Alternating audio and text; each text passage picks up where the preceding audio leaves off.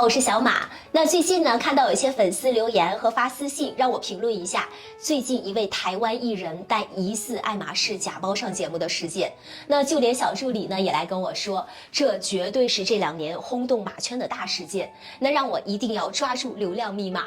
好吧，那说的小马也很好奇哈。我本来呢对娱乐圈不感兴趣的，那却也上网搜了搜一些信息来看一看。那其实呢，从镜头里能看到的为数不多的细节，都已经在网上被大家分析了个遍。但是小马觉得不应该光看这几个细节呢，就去断言说包是真还是假。所以针对这个尚未定论的事件，我就不多做评价了。但这次呢，在网上浏览信息的时候呢，我发现了有3个社会现象是比较值得深思的。所以接下来小马就拿自己的真实的经历，单纯的跟大家聊一聊我对这几个现象的看法。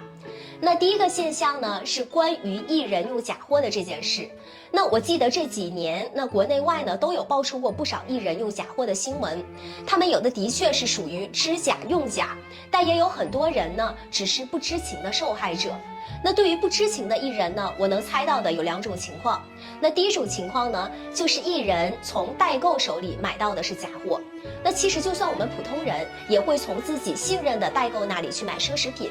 但是你要知道的是，市面上很多代购其实都不是从专柜买东西的，他们也是从五花八门的货源那里去拿货，然后呢再加价的去卖出。那并且呢，大部分代购是不具备鉴定奢侈品能力的，那他们可能呢看一个大概，但如果找来的货呢是做工非常逼真的高仿，那他们自己也是发现不了的。那作为买家呢，那就更看不出来了。那第2种情况是，艺人用的假货其实有可能是租借来的。那这种情况呢，在娱乐圈呢也是非常常见的，因为我从业多年来也遇到过几次。就是当艺人要上节目，或者是拍摄电视剧，甚至呢只是在公众面前露面的时候，如果需要营造一种富裕高阶层的人设形象，那就得用到奢侈品的衣服呀，或者是包包呀来装饰一下自己。但他们手中呢没有现成的道具，那品牌呢也不愿意提供，那怎么办呢？那这些艺人呢就会找朋友借，或者是艺人的团队也会去找一些2手的中古店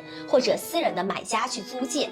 那所以这个时候，如果他们找的渠道不靠谱，那或者呢被人出于某种目的故意搞小动作，那就会借来假货。而这种情况下呢，假如艺人不小心被揭穿了，他们真的就是哑巴吃黄连了。因为为了保护自己的人设，他们很难承认包是借来的，只能是硬撑着，或者用买包被骗了等理由来搪塞。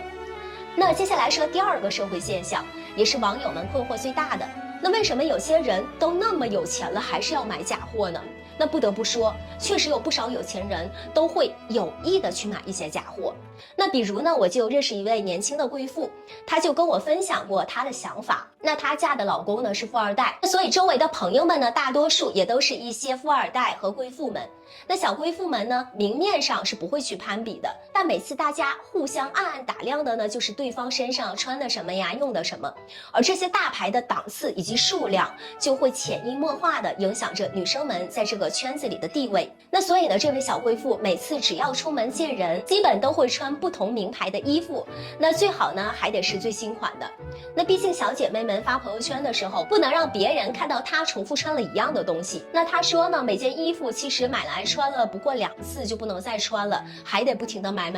这个消费也是很可观。那平时呢，不只是买衣服，还有买包呀，以及吃喝玩乐等高消费。但夫妻2人呢，现在刷的卡还都是婆婆的副卡，所以自己刷太多了呢，还是会遭白眼的。那因此呢，像这些衣服呀、鞋子呀，不太容易被认出来的，她经常会买一些高仿，和真的呢一起掺和着穿。那这样呢，追求物质真的是很累的。但是呢，有些东西就是这样的，当心理上已经习惯了某种设定了，一旦上去了就很难下来了，因为受不了被圈子里的人看低。我另外也听一个大哥说过他的观点，他虽然没有读过太多的书，却是一个白手起家的富一代，花钱很豪爽，平时呢也是一身名牌。但是他很大方的承认自己时不时也会买一些高仿来用。他说钱不是大风刮来的，一件衣服动不动就几万块，有这个闲钱不如多投资2个项目。买衣服就是买一个款式而已，再说了，有些高仿的质量比正品还好，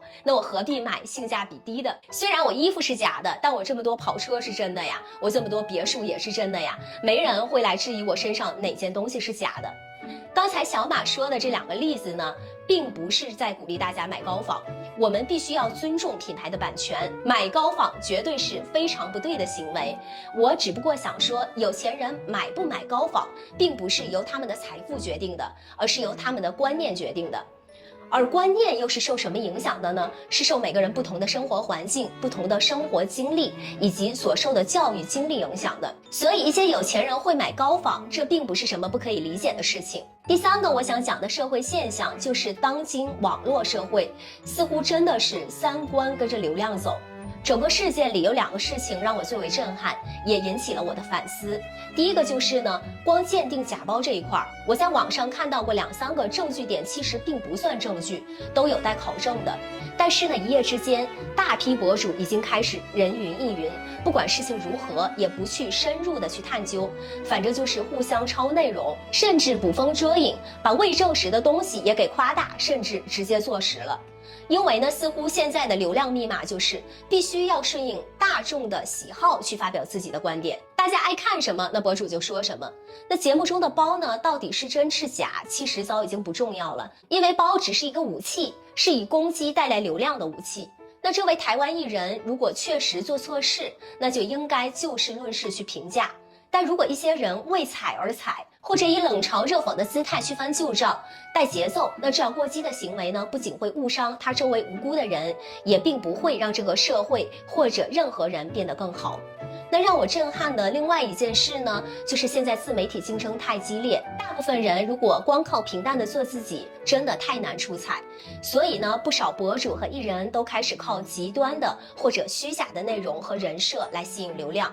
当我看了这位台湾艺人以前的言行，我不由得感叹，他真的是这样的一个人吗？那小马也有听一位接触过他的同行说，那觉得他本人呢，现实当中是非常的豪气的，脾气也很好，也愿意帮助别人，并没有视频里看着的那么夸张。那相反呢，小马也接触过不少的网红，那印象比较深刻的一位呢，是他在视频里看起来是非常亲切和善的一个人，但现实里一交流呢，却难免会让人觉得他心高气傲，甚至还仗着网红的身份挺蛮不讲理的，那跟视频里的他呢完全不一样。所以小马不得不说，在流量经济下，网上看到的太多都是假象，我们真的没有必要过度的攻击，也没有必要过度的信任，凡事都要保留自己理性的眼光去看待。